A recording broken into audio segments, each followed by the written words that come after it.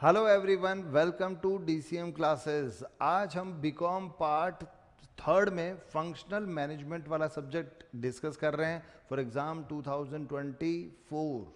कौन से question important हो सकते हैं सिलेबस वाइज पहले देखेंगे, कौन से चैप्टर किस यूनिट में हैं, प्रीवियस ईयर का पेपर भी डिस्कस करेंगे और लास्ट में इंपॉर्टेंट क्वेश्चन कौन से बन सकते हैं वो भी देखते हैं। चलिए स्टार्ट करें।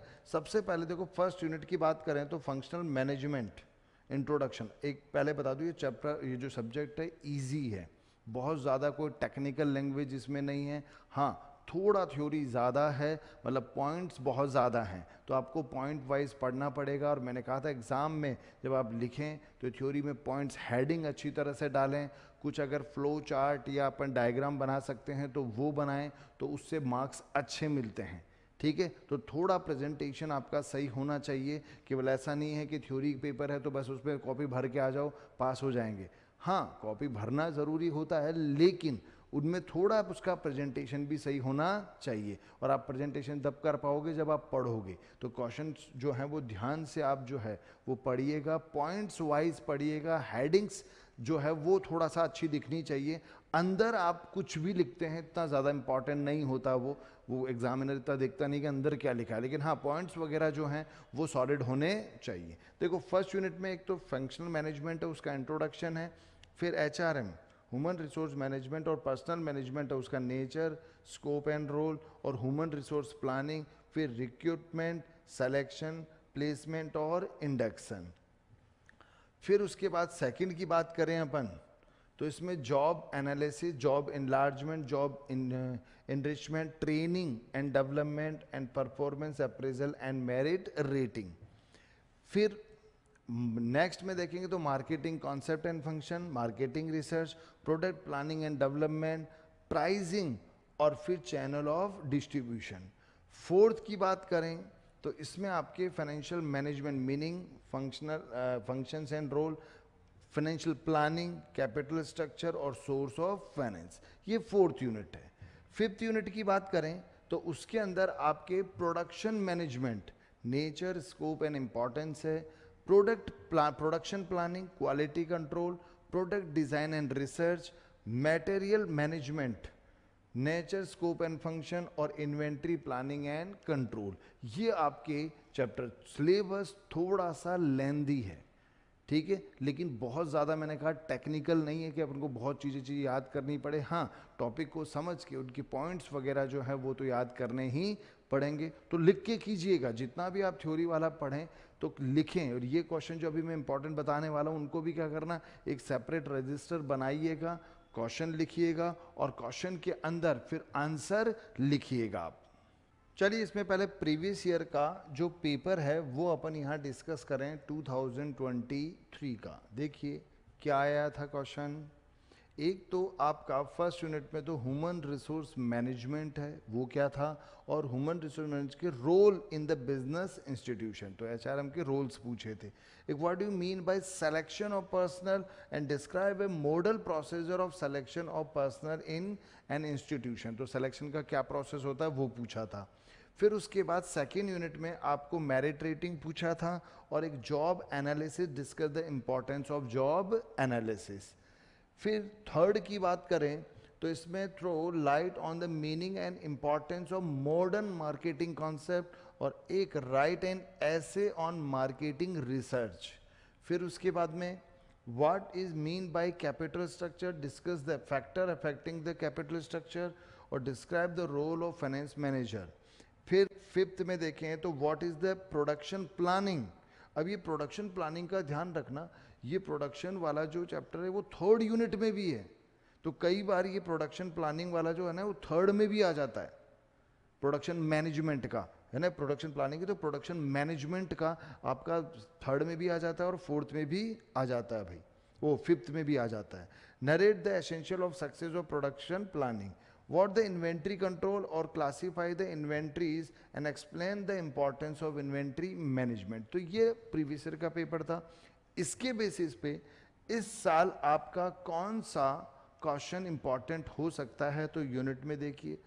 फर्स्ट वाला तो ह्यूमन रिसोर्स मैनेजमेंट है, उसे आपको करना ही है, कई बार आता है, वो रिपीट होता रहता है। explain its nature, importance and function, and also state the duty of human resource manager. फिर साथ में human resource planning, explain its need and process, और एक ये शॉर्ट नोट जिसमें सोर्स ऑफ रिक्रूटमेंट और एक इंडक्शन. ठीक है, तो ये क्वेश्चन यहाँ इंपॉर्टेंट हो सकते हैं. सेकेंड यूनिट की बात करें तो इसमें एक तो training, objective, importance and techniques of training, और एक what do you mean by job enlargement, और describe the advantage and limitations of job enlargement.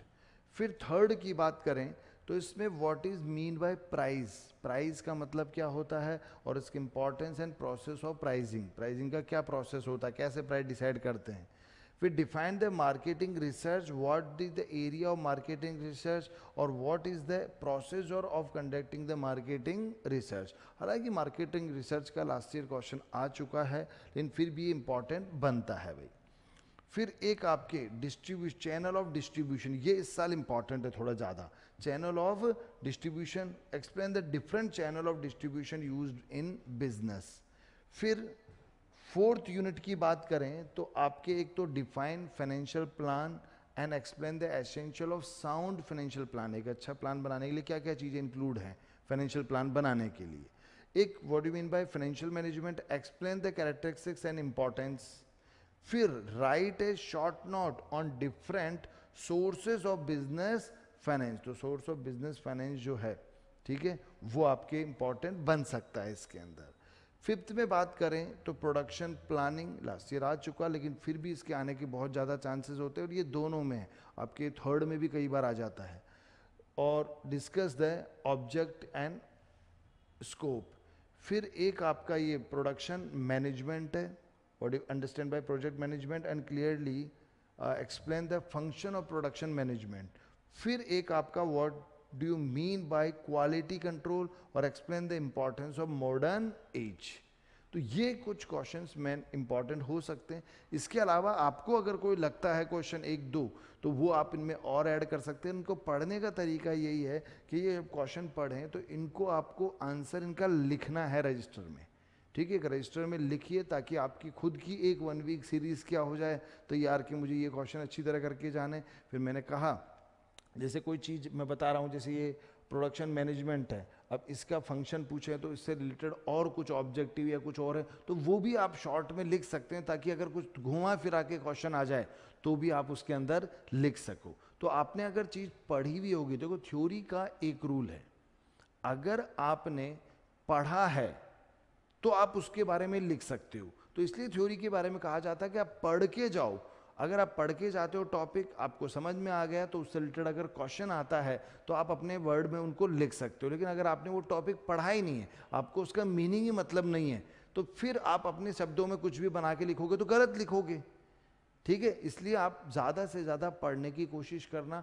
चीज़ें जो ये अच्छी तरह से जो अपन कर रहे हैं उनको तो याद भी करना है पॉइंट वाइज, बाकी जो थोड़े बहुत और चीज़ें उनको भी एक सरसरी तौर पे देख के जाना ताकि उनका मीनिंग पता रहे कि क्या मतलब है. अगर वो क्वेश्चन आ जाता है तो हम उसको फिर आगे अपने वर्ड्स में एक्सप्लेन कर सकते हैं. लेकिन ज़्यादा से ज़्यादा पढ़िएगा और पढ़ने के साथ साथ इसको लिखिएगा भी, ताकि लिखने की भी प्रैक्टिस हो जाए. नहीं तो बच्चे एग्जाम में क्या तो लिख और नहीं पाते कि सर मेरे तो 3 ही क्वेश्चन हुए, फोर्थ मैंने आधा कर पाया, कोई बोलते सर 4 ही हुए, फिफ्थ वाले के लिए तो टाइम ही नहीं मिला.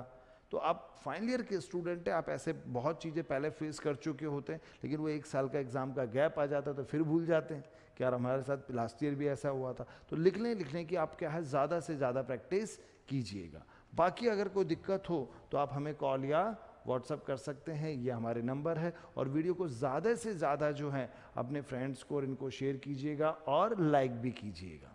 Thank you.